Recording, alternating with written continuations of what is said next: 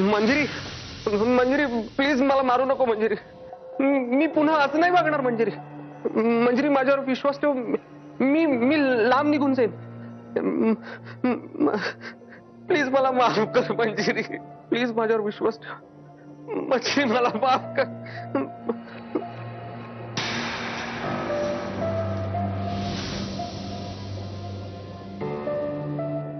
ए मंजिरी मंजिरी मंजिरी मंजिरी.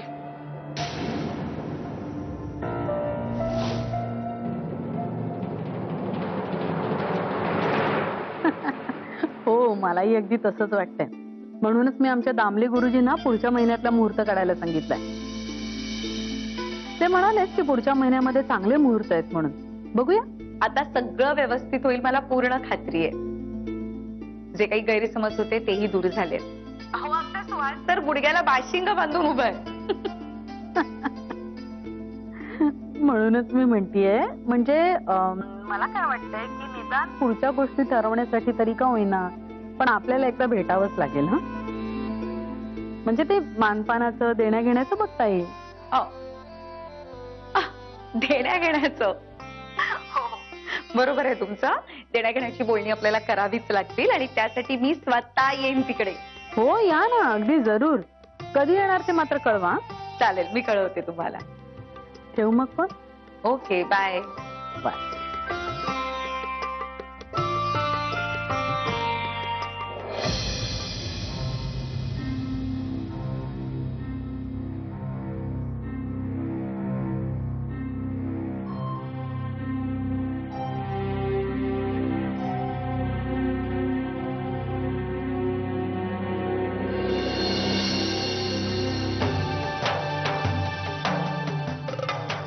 अहो काय आहे मला सांगितलं सुद्धा नाही निघताना. नाश्ता तरी केला की नाही? हो झालाय माझा नाश्ता. काय झालंय? काही कसलं टेन्शन आहे का तुम्हाला? नाही. माझ्यापासून काही लपवू नका प्लीज. तुमच्या चेहऱ्यावर काळजी स्पष्ट दिसते मला. मंजिरी एकदा माझ्या डोळ्यात डोळे घालून सांग. तू कधीच माझा विश्वास मोडणार नाहीस.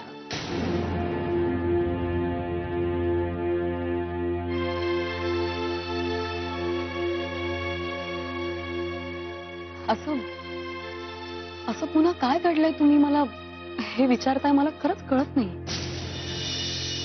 नाही मी तुमचा विश्वास कधीच तोडणार नाही.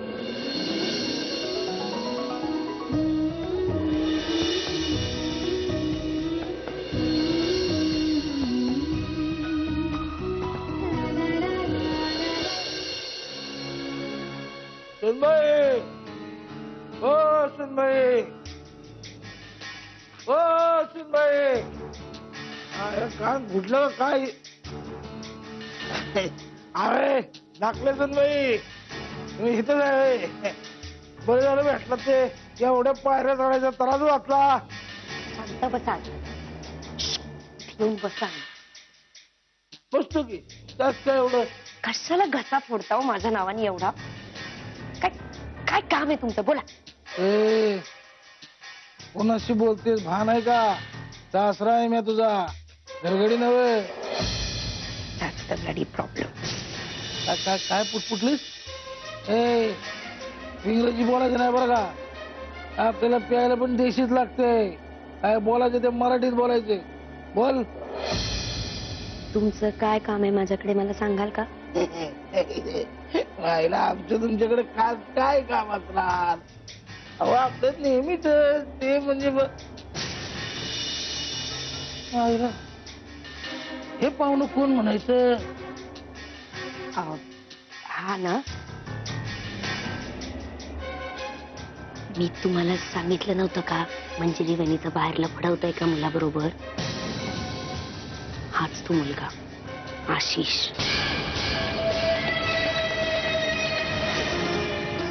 सत्यजित दादांनी घरात आणून ठेवलंय त्याला. सत्यजित ना आईला सत्यजित म्हणजे धर्मराजाचा अवतार म्हणायचा की डायरेक्ट बायकोच्या यारला घरात आणून ठेवलंय. वा वा वा वा वा बायकोने एवढं रंगढंग उधळलं तरी चालतंय आणि स्वतःच्या बापानं जरा कुठं रंग उधळलं तर मायला तांडव घालतोय हो. कलियुग आलं बाबा, कलियुग आलं रे. आणखी काय नाही. बरं मी काय म्हणतो सुन भाई, एवढं पाहुणं आलंय घरला, भेटून येतो त्याला. म्हणजे घरचा मला पाहुण्याला भेटला नाही, बरं नाही दिसत ना. आलोच बरं का. हो मामांजी. अं, नाही मामांजी, मी काय म्हणते, त्याच्याजवळ नका जाऊ तुम्ही. हा? त्याच्या डोक्यावर परिणाम झालाय. अंजली वहिनींच्या प्रेमात पागल झालाय तो पार. उगाच जवळ गेलं आणि त्यांनी काही केलं तुम्हाला म्हणजे. बाबू मंजिरीचं काय खरं नाही म्हणायचं. हे एका येड्या संगीत लगीन केलं, दुसऱ्या येड्या संगीत यारी. माझा येड्यांचा बाजार आहे ग आपलं घर म्हणजे. आणि आपण जातो डोक्यात बिक्यात घालायचं काहीतरी, तुळशी माहिती दर्शन घ्यावं. येतो बरं का मी. अरे माझा सावकाश, सावकाश. बाजार आहे.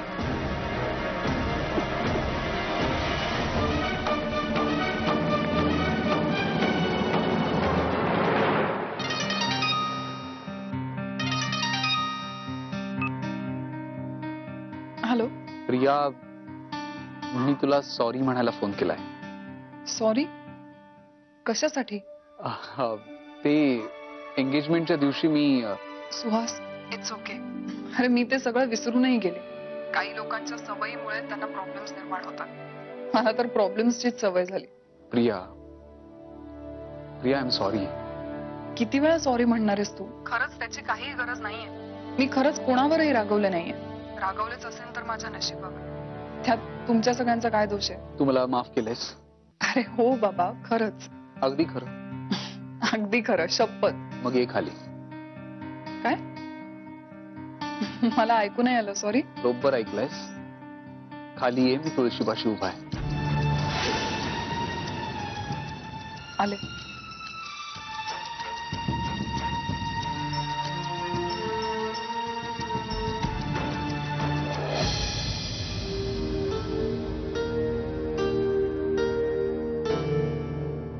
हाय.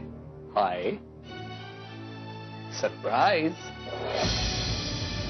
सुहास प्लीज, मला नाही आवडलं तुझं वागणं. मला एक गोष्ट क्लिअर करू दे, मला सरप्राईजेस नाही आवडत. भीती वाटते मला सरप्राईज या शब्दाची सुद्धा. कारण आयुष्याने प्रत्येक वळणावर मला एक नवीन सरप्राईज दिला. खूप वाईट आणि असंही असं surprise. Priya I am extremely sorry. म्हणजे मला वाटलं की तू खूप खुश होशील पण मी नाही झाले खुश, कारण मला नाही आवडत हे सगळं. हे बघ सुहास, मला मान्य आहे तू हे सगळं माझ्यावरच्या प्रेमाखातर करतोयस, पण तरी सुद्धा प्लीज असं पुन्हा नको करूस. हे बघ, माझ्या मनात तुझ्याविषयी कुठलीही आडी नाहीये. जे झालं ते सगळं विसरूनही गेले मी, पण प्लीज पुन्हा नको. I am sorry. मी कान धरू का आता? नाही नाही सुहास, प्लीज असं नको करू. मला ना आता खूप गिल्टी वाटतंय. मी खूप रूडली बोलले का? मान्य है ना तुला? मान्य है ना? तो फिर इस गुनाह का हिसाब अभी होगा, इसी वक्त. मोहतरमा, आपका हमारे साथ लॉन्ग ड्राइव पे चलना लाजमी है. आले 5 मिनिटात. अगं अशीच एक नंबर दिसतेस. चल. अरे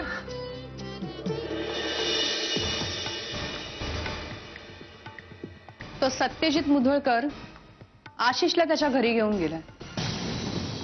आता त्या सत्यजितच्या घरातून आशिषला कसं घराबाहेर काढायचं हे तुझ्या हातात आहे. आणि हे काम खूप महत्वाचं आहे. हे काम जोखमीचं आहे हे सांगणं सोयीस्करपणे टाळलं. काम म्हटलं की जोखीमही आलीच ना. पण मॅडम, या कामाचे मी जास्त पैसे घेईन आणि ऍडव्हान्स तर आत्ताच. हो ग बाई, देते. मी काय कुठे पळून नाही जाणार आहे. पण मॅडम, प्रश्न तुमच्या पळून जाण्याचा नाहीये. माझ्या पैशांचा आहे. हे घे, आता निघ. आणि हो, माझं काम लवकरात लवकर झालं पाहिजे. ओके. थांब. तू तिकडे जाऊ नकोस. का? बरं झालं माझ्या आत्ताच लक्षात आलं, नाही तर खूप गोंधळ उडाला असता. काय झालं? कारण फक्त सत्यजित मुधोळकरच तुला नैना जाधव समजतो. त्याच्या घरातले बाकीचे सगळे मला नैना जाधव समजतात. आणि त्याच्या घरात लग्न कार्य म्हटल्यावर त्याच्या घरातली सगळी लोक असणार. जर तू तिथे नैना जाधव बनून गेलीस तर खूप मोठा प्रॉब्लेम होईल. मग नैना जाधव नावाच्या खोट्या जाळ्यात आपणच अडकू.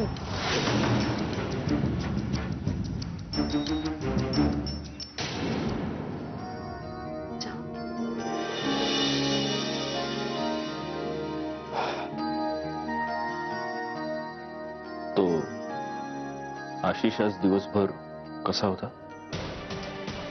ठीक आहे. दिवसभर एकाच जागी बसून असतो. कुणाशी काही बोलला नाही, काही रिॲक्ट केलं नाही. सकाळपासून शून्यात नजर लावून बसलाय फक्त. बघ ना, त्या नैना जाधवांचा अजूनही काही फोन नाही. खरं तर आज फोन यायला हवा होता त्यांचा. अहो, कुठल्या तरी कामात अडकल्या असतील त्या. करतील फोन.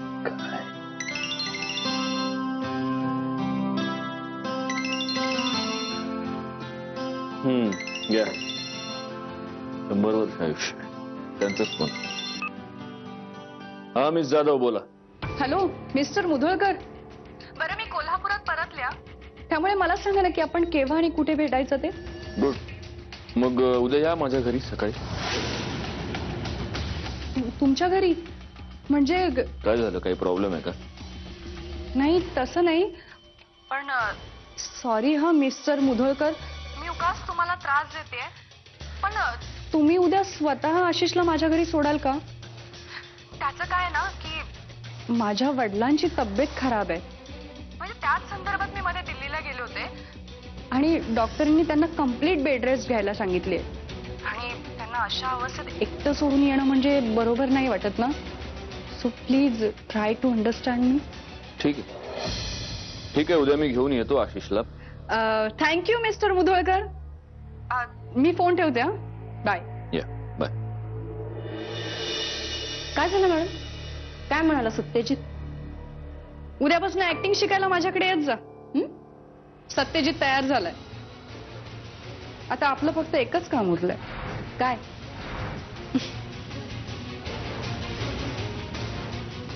तुझ्या ओळखीतलं कोणी बुढाऊ ज्युनियर आर्टिस्ट असेल ना, तर त्याला मॅनेज कर, नैनाचा बाप म्हणून. तुम्ही अजिबात काळजी करू नका मॅडम. उद्याच त्याला मॅनेज करते. मग तर काहीच प्रॉब्लेम नाहीये. आता उद्या तो सत्यजित मुधोळकर स्वतःच आशिषला इकडे घेऊन येईल.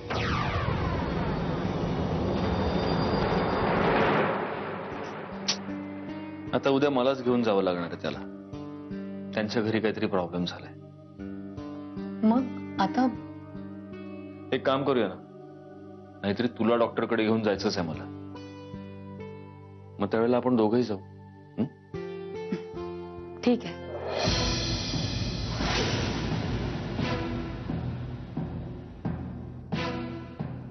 हा चहा मी गरम करून आणते.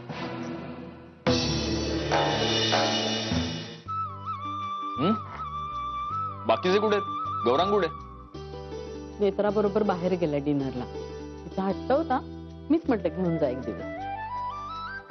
आणि मग आत्या? अहो, त्यानंतर येणार आहेत जेवायला. आणि प्रिया ती सुहास बरोबर गेलीये बाहेर. खरं तर इतक्या वेळेपर्यंत दोघे यायला हवे होते ग. तुला काही बोलली का प्रिया? म्हणजे घरी जेवायला येणार आहे किंवा जेवून येणार आहे असं काही? ती काय आलीच. काय प्रिया, आज काय विशेष? विशेष म्हणजे आम्ही एवढी मज्जा केली ना, आता कुठून सांगायला सुरुवात करू हेच कळत नाही. असं काय करतेस? सांगायचं असेल तर सुरुवातीपासून सांग. मंजिरी, आम्ही ना पहिले फिल्म बघायला गेलो, मग लॉंग ड्राईव्ह वर गेलो. कुठे माहितीये का? जिथे तुम्ही दोघं गेला होतात, गणपतीच्या देवळात, जिथे सत्यजितने तुला भर रस्त्यात उचलून घेतलं होतं.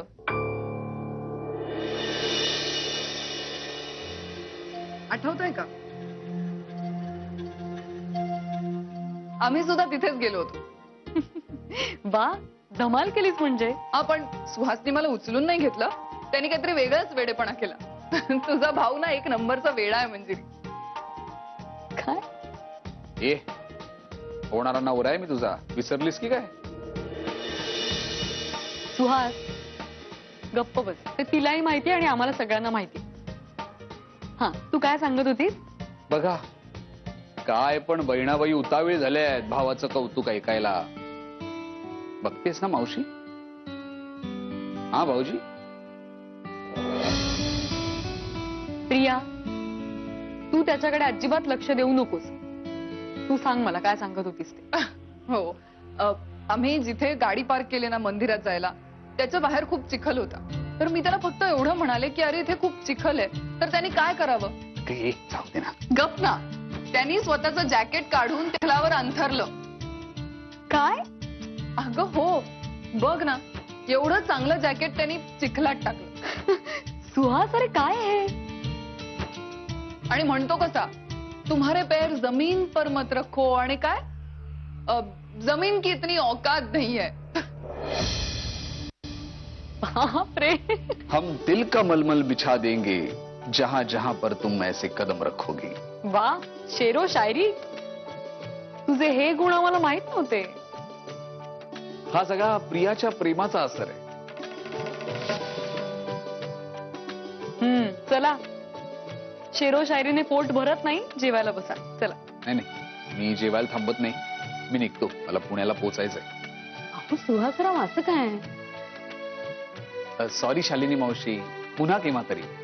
आणि आता काय, सासरे म्हटल्यानंतर येणं जाणं होणारच. पोचल्या भावना, पोचल्या भावी सासर, असं म्हणायचं होतं मला.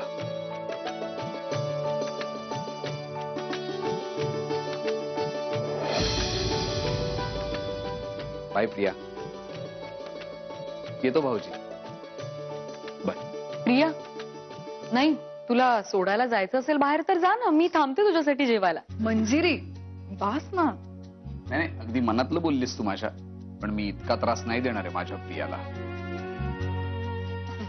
तू बस जेवायला, रात्री बोलू फोनवर. बाय. बाय. सुहास, काय ग? काय? गाडी नीट चालव आणि सांभाळून जा. हो, बाय. बाय.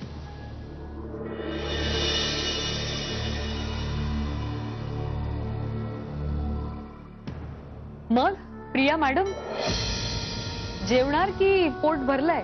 म्हणजे काय, बसणारच आहे. तू म्हणतेस तसं शेरो शायरीनी किंवा प्रेमाने पोट भरत नाही. म्हणजे तुझं बोलून झालं असेल तर थोडी भाजी वाढवा. मी आलेच स्पेशल.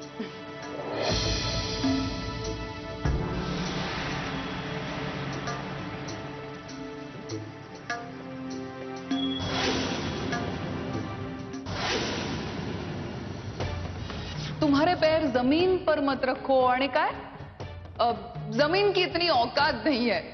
हम दिल का मलमल बिछा देंगे जहां जहां पर तुम ऐसे कदम रखोगे.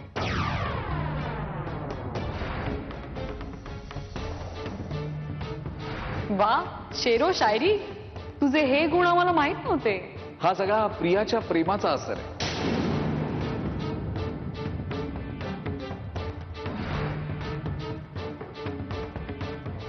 बाय. सुहास, काय ग? काय? गाडी नीट चालव आणि सांभाळून जा. हो, बाय. प्रिया मॅडम, जेवणार की पोट भरलंय? म्हणजे काय, बसणारच आहे. तू म्हणतेस तसं शेरो शायरीनी किंवा प्रेमाने पोट भरत नाही. मंजिरी तुझं बोलून झालं असेल तर थोडी भाजी वाढ.